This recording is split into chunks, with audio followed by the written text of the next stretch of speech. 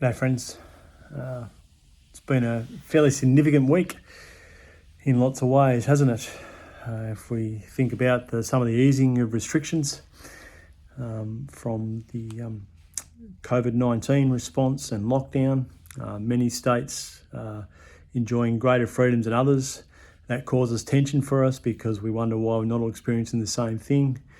All our children back at school today. Again, well done to the parents, well done to education staff and teachers for all the work that you've done, and all the best today. Whew. And then in the midst of that are the protests that we've seen throughout America and Australia. And look, even as I sit here, I'm really cautious. I feel really cautious about what to say or how to say it, which, in many ways I feel really gutless. So here I'm going to just say it out loud, that Black lives do matter.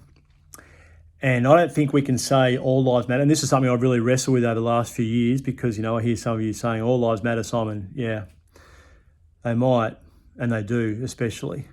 But I don't think we can say all lives matter really clearly until we understand and learn to listen to the pain of our past, acknowledge the pain of the past, and until we're willing to listen to the pain of our past so that we can move forward in a new future.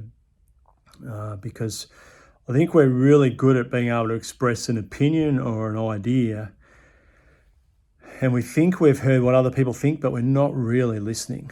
We're not really listening to the pain or the trauma that's been caused. And it's not even just caused by one stupid mistake or thing that I've done personally, but it's been generation after generation after generation.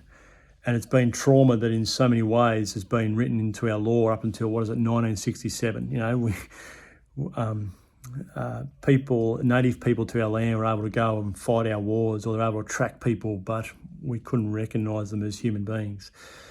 All sorts of systematic, I heard it said today, systematic trauma that's gone on. So, yeah, Black lives matter. And until we pay attention, I don't know that we can really say all lives matter. And this would go across the way that we treat homeless people. Like, do we just sit around and say, oh, it's their fault?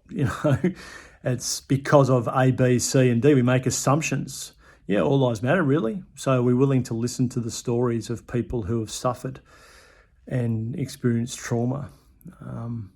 As I look at the model of Jesus, all the know-it-alls, all those who thought they had life under control, all the religious people who, wanted to abide by A, B, C, and D, and this is how the world should operate because this is how I operate.